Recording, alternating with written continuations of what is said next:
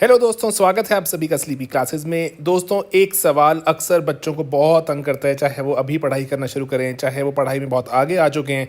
वो दोस्तों कॉन्सेप्ट है बॉन्ड यील्ड्स का। ठीक है दोस्तों, तो बॉन्ड यील्ड्स होती क्या हैं, क्या मतलब है इसका, कैसे इम्पैक्ट करती हैं, क्वेश्चन क्या पूछा जा सकता है। मैं थोड़ा सरल तरीके से समझाने की कोशिश करता हूँ। बहुत ज़्यादा हमारे पास क्वेरी आती है इस पर्टिकुलर टॉपिक को लेकर। ठीक है, तो स्पेशल लेक्चर में मैं चाह रहा हूँ इसको समझाना। ओके, सबसे पहली चीज़ है, जैसे ये वर्ड है यील्ड, इसमें थोड़ा वाई साइलेंट रहता है, यील्ड बन जाता है, यील्ड नहीं यील्ड बन जाता है। चलिए देखते हैं क्या मतलब इस चीज़ का।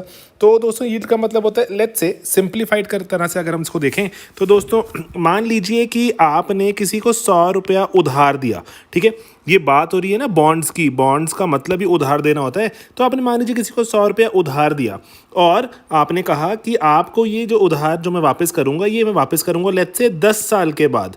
ठीक है, 10 साल के बाद वापस करूंगा। दैट मीन्स कि मैं इन बिटवीन, वो कह रहे हैं कि सर इन बिटवीन तो कुछ अपना कुछ तो पे कीजिए। तो कह रहे हैं मैं एक काम करता हूँ, मैं आपको सालाना लेट्स से मैं आपको सालाना ये जो 100 रुपये जो पे करें आपने, इस पे मैं आपको ईयरली, मैं आपको सालाना में लेट्स से 10 रुपये की किस्त दूंगा।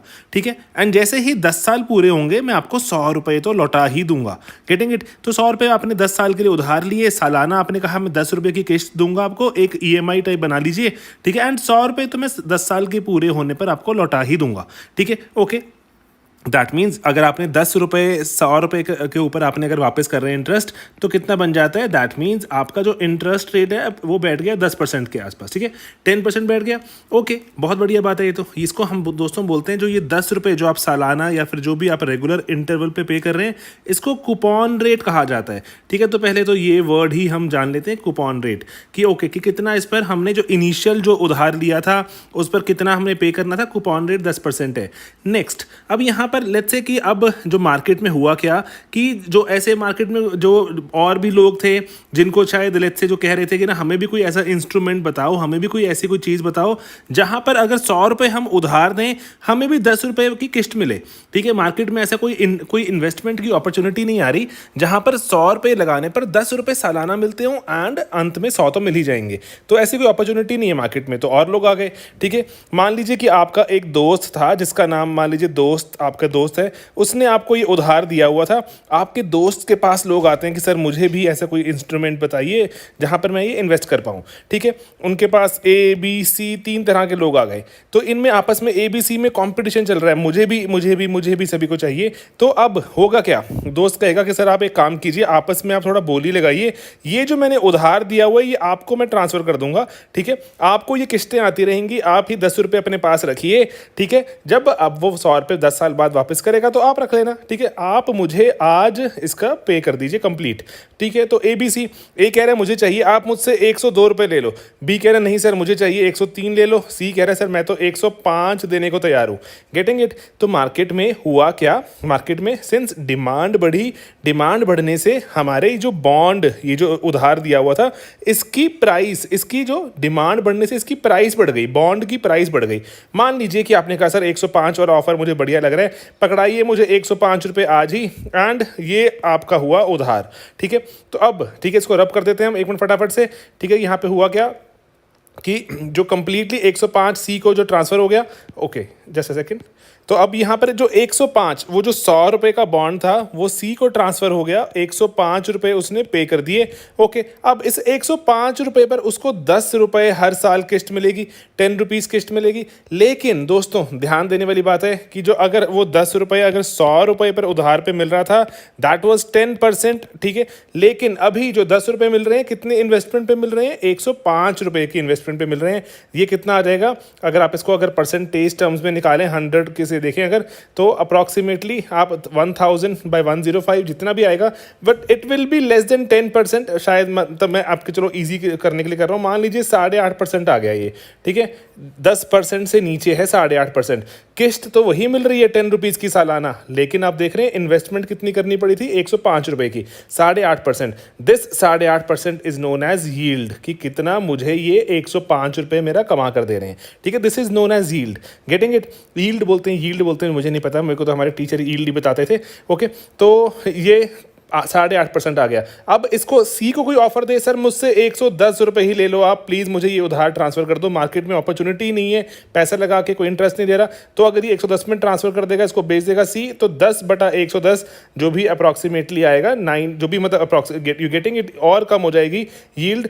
जैसे जैसे बॉन्ड की प्राइस बढ़ती है, तो यहाँ मैं पॉइंट का चाहता हूँ बताना कि जैसे जैसे बॉन्ड की प्राइस बढ़ती है हमारी यील्ड जो घटती जाती है, क्योंकि जो कूपन तो कांस्टेंट ही आ रहा है, कूपन कांस्टेंट आने से क्या होता है, हमारी यील्ड घट जाती है। एंड हम देखेंगे कि अगर एक टर्म होती है yield to maturity, yield to maturity का सिंपल सरल सा मतलब क्या होता है कि मैं अगर मैच्योरिटी तक रखता तो मुझे मेरी टोटल इन्वेस्टमेंट पर कितना % रिटर्न मिला, तो वो यील्ड टू मैच्योरिटी कहलाता। Getting it? तो इसीलिए बॉन्ड प्राइसेस बढ़ेंगे मतलब मार्केट में डिमांड बढ़ेगी तो यील्ड घटेगी, ये एक सिंपल सी चीज़ है। अब लेकिन सवाल आता है कि यील्ड ऊपर नीचे क्यों होती है, तो इसको मैं सिंपलीफाइड करके एक, जैसे ना आपको एग्जाम में सवाल पूछ सकते हैं, तो उसकी तरह से एक बार फटाफट से देख लीजिए, जेपी मॉर्गन की साइट से हमने लिया, तो वो बताते हैं कि जैसे जब यील्ड्स गिरती हैं, जब यील्ड्स फॉल करती हैं, दैट मीन्स यील्ड, एक आप सिंपल सा इसको एक बार मत देखिए, एक बार एक सिंपल चीज़ पे मुझे बात बताइए कि लेट्स से कि आपका दोस्त है, बहुत बढ़िया जॉब करता है, क्रेडिट हिस्ट्री बहुत तगड़ी है उसकी, एंड आपको पता है कि उसको उधार देंगे, वापस कर देगा, आपको पक्का कर देगा, क्योंकि उसको उधार आज ज़रूरत है, लेकिन उसके पास कैपेसिटी है, घर पर धन दौलत जायदाद बहुत है, वापस पक्का कर देगा। तो आप उसको उधार देंगे, मान लीजिए उसने आपसे 1 लाख रुपये उधार लिया, तो आप कहेंगे सर एक ठीक है, वो आपसे कहता है मैं इंटरेस्ट भी पे करूंगा, आप कहेंगे ठीक है सर कोई बात नहीं, चलो आप मुझे 6% इंटरेस्ट पे कर दो, मान लो, है ना। लेट्स से एक और दोस्त है, उसको भी 1 लाख चाहिए, हालात बहुत ख़राब है, बिजनेस भी नहीं चल रहा, घर में कोई ऐसे धन दौलत भी खास नहीं पड़ा हुआ, तो वो आपसे उधार मांगते हैं, है ना, प्योरली इकोनॉमिकल टर्म्स बात कर रहा हूँ, दोस्ती यारी के अपार्ट, ठीक है। तो आपसे उधार मांगते हैं, अब उसकी हालात थोड़ी ख़राब है, आप कहेंगे सर रिस्क बढ़ गया, मेरा रिस्क बढ़ गया, तो आपको मैं 6% पे तो नहीं दे सकता, आपको मैं 8% 9% पर इंटरेस्ट दूंगा, क्योंकि ज़्यादा रिस्की चीज़ में मैं पैसा इन्वेस्ट कर रहा हूँ ना, 1 लाख रुपया। Getting it? तो इसलिए जब रिस्क बढ़ जाता है ऑटोमेटिकली आप इंटरेस्ट जो चार्ज करना चाहते हैं बढ़ जाता है। तो इसका मतलब अगर 9% से अगर चीज़ें गिरकर 6% की तरफ आ रही हैं, दैट मीन्स कुछ क्रेडिट हिस्ट्री इंप्रूव हो रही होगी, कुछ इकोनॉमिक हालात इंप्रूव हो रहे होंगे, तभी जो इंटरेस्ट फॉल कर रहे हैं, है ना, या फिर जो सेम चीज़ पर अगर आप इंटरेस्ट पहले 9 ले रहे थे अब 6 ले रहे हैं, दैट मीन्स कुछ तो इंप्रूव हो रहा होगा। इसलिए जो जेपी मॉर्गन का ये एनालिसिस हमें बताता है कि जब अगर यील्ड्स फॉल करती हैं, दैट मीन्स क्वालिटी इंप्रूव हो रही होगी, या फिर रिस्क का एवर्जन लो हो रहा होगा, या फिर चीज़ों की डिमांड बढ़ रही होगी, है ना, मल्टीपल चीज़ें हो सकती हैं। तो जी प्राइस कितने यील्ड क्यों गिरता है, या तो क्वालिटी इंप्रूव हुई एक कारण, या रिस्क जो घट गया दूसरा कारण, या फिर तीसरा कारण जो हमने पहले प्रीवियसली देखा था इस पेज पर कि डिमांड बढ़ी तो हमारा प्राइस बढ़ गया था, है ना, 105 110, तो हमारी यील्ड घटती जाती है।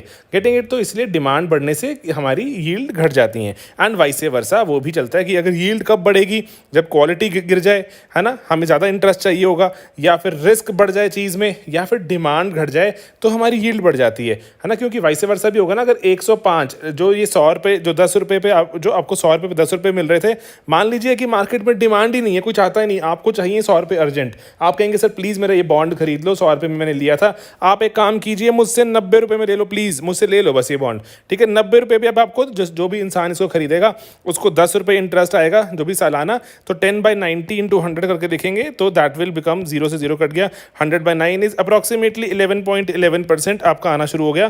दैट मीन्स उसकी यील्ड बढ़ गई, क्योंकि डिमांड घट गई थी, सस्ते में बेचना पड़ा, यील्ड तो बढ़ गई। Getting it? तो ये चीज़ों को दिमाग में रखना, सिंपल चीज़ें होती हैं हम थोड़ा घबरा जाते हैं, सिंपली हम घबरा इसलिए जाते हैं क्योंकि टर्म्स सुनी नहीं हुई। ओके, देन उसलिए अगर हम इकोनॉमीज की बात करें, अगर इकोनॉमी जब स्लो डाउन विटनेस करती हैं तो यील्ड क्यों घट जाती है हमारी इकोनॉमी? सिंपल सी चीज़ होती है दोस्तों, जब इकोनॉमी जब नीचे आ रही है, जब इकोनॉमीज घट रही हैं, दैट मीन्स एक सिंपल सा कारण है कि हमारी कंपनीज या फिर हमारे जो जितने भी स्टॉक मार्केट जो शेयर्स वगैरह होंगे, बैंक्स होंगे, उनमें कोई खास काम नहीं हो रहा होगा, उनकी डिमांड घट जाएगी, है ना, उनमें डिमांड घट जाएगी, उनके जो शेयर के प्राइसेस वगैरह इतने ऊपर चढ़ने रुक जाएंगे। तो लोगों के पास अगर पैसा पड़ा हुआ है तो वो चाहते हैं इन्वेस्ट करना, तो वो कंपनीज या फिर शेयर मार्केट या स्टॉक्स में पैसा नहीं लगाएंगे, they will start investing money in थोड़ा सा सेफ चीज़ें। सेफ चीज़ें कौन सी होती हैं? जैसे मान लो सरकारी बॉन्ड्स या सरकारी सिक्योरिटीज़, वहाँ पैसा लगना शुरू हो जाएगा लोगों का, एंड दैट मीन्स हम सिंपल तरह से क्या बोल रहे हैं, उसकी डिमांड बढ़नी शुरू हो जाएगी। डिमांड बढ़नी शुरू हो जाएगी, हम क्या जानते हैं, डिमांड बढ़ती है तो यील्ड घटनी शुरू हो जाती है, क्योंकि कूपन रेट तो कांस्टेंट ही आ रहा है, तो इसीलिए यील्ड यील्ड घटनी शुरू हो जाती है।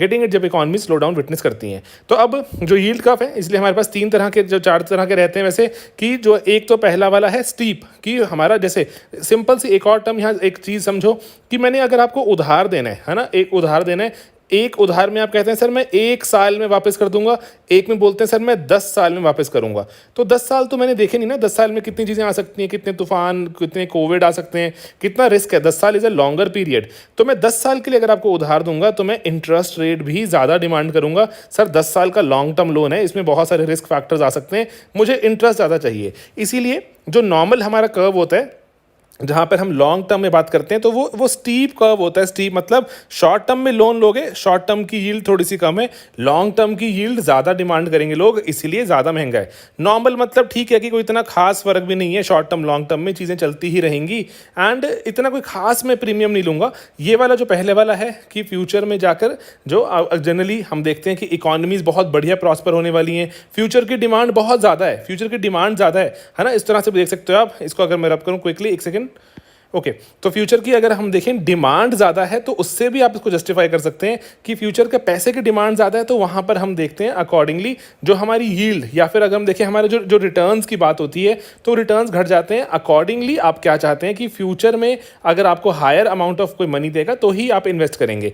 नॉर्मल टाइम में नॉर्मल चल रहा है, लेकिन दोस्तों इन सब चीज़ों के बियॉन्ड अगर आप देखें तो ये एक जो चीज़ आती है जो रिसेशंस को पॉइंट आउट करती है, that is known as this inverted. ठीक है, ये इन्वर्टेड ग्राफ रहता है। इन्वर्टेड हमारा कौन सा रहता है, जो यील्ड कर्व, ठीक है, जो लॉन्ग टर्म कि आज पैसा लगाना इज सेफर, लेकिन लॉन्ग टर्म में you might lose, long term में आपका पैसा डूब भी सकता है। इसलिए आज पैसा लगाओगे, सारा का सारा पैसा आज लगना शुरू हो जाता है, एंड अकॉर्डिंगली फ्यूचर के में जब हम दिखाते हैं कि जब हमारा अगर हमारा यील्ड कर्व नीचे की तरफ आ रहा है, दैट मीन्स हम फ्यूचर में रिसेशन एक्सपेक्ट कर रहे हैं। एक ही सिंपल सी चीज़ को दिमाग में रखना, ठीक है। तो जो बियॉन्ड हमने पीछे देखा कि इकोनॉमी स्लो डाउन विटनेस करती है, एंड यील्ड एंड बॉन्ड में क्या क्या ताल्लुकात हैं, यील्ड कब गिरती है, 2-3 कारण देखे हमने, है ना, ये सब चीज़ें। एंड इसके बियॉन्ड अगर हम देखें कि अगर ओवरऑल जब हमारे जैसे अगर आरबीआई की बात करें, आरबीआई को पता लगे कि सर हमारा यील्ड कब नीचे जा रहा है, मतलब that means investors long term में चाहते ही नहीं इन्वेस्ट करना, एंड अगर वहाँ पे इन्वेस्ट करने के लिए उनको कहा जाए लॉन्ग टर्म में, तो they are unwilling, and accordingly वहाँ पर जो फ्यूचर में कोई रिटर्न नहीं मिल रहा, फ्यूचर में कोई खास कोई हमें लगता नहीं है, कोई उत्सुकता नहीं है, तो इसलिए people are not investing. Yield future की काफ़ी नीचे आ गई है, तो इसीलिए हम क्या बोलते हैं कि अच्छा अब RBI etcetera this step in open market operation चलाते हैं वो, एंड जो डिमांड स्पर करने की ट्राई करते हैं कि फ्यूचर में भी कुछ पैसा लगाइए, लॉन्ग टर्म पैसा लेकर आते हैं। जैसे ओएमओज में एक आरबीआई ने टीएलटीआरओ लेकर आया था, targeted long term repo operations, जहां पर आरबीआई लॉन्ग टर्म उधार दे रहा था लेकिन सस्ता दे रहा था, ताकि लॉन्ग टर्म में पैसा आए एंड लोग लॉन्ग टर्म प्रोजेक्ट चलाएं, फ्यूचर की डिमांड फिर से जो हमारी इंक्रीज हो, मतलब कंपनीज वगैरह में प्रोडक्ट्स वगैरह ज़्यादा बनने शुरू हो जाएं अकॉर्डिंगली। गेटिंग इट, तो प्रोडक्ट्स वगैरह बनेंगे जब फ्यूचर में, तो ही शायद जो वापस आएगी ना हमारी डिमांड। तो ये सब चीज़ें थोड़ा सा इसको कॉन्वुलेट मत करो, एक सिंपल चीज़ों को दिमाग में रखो। अगर डाउट वगैरह, अगर जो यील्ड और इसके जो क्लियर हो गए अगर हमारे बॉन्ड्स के, तो भी हमारा काम काफ़ी अच्छा हो सकता है, हमारे बहुत से सवाल निकल सकते हैं। एक पर्टिकुलर चीज़ ये वाली बहुत बढ़िया है, ठीक है दोस्तों। तो इस चीज़ को दिमाग में रखना कि जब बॉन्ड की प्राइसेस बढ़ते हैं यील्ड कम हो जाती है, क्योंकि कूपन रेट तो कांस्टेंट है। गेटिंग इट, तो ये चीज़ काफ़ी हेल्प करती है, एंड पर्टिकुलरली ये चीज़ ग्राफ काफ़ी हेल्प करता है, हमारे बहुत से सवाल सॉल्व हो सकते हैं इससे, ठीक है। बाकी अगर कोई डाउट एक्सेट्रा है तो please let me know, I will try to make a video on it again. Alright, ठीक है दोस्तों, मिलेंगे अपने अगले वीडियो में बहुत ही जल्द। बाय बाय दोस्तों, टेक केयर।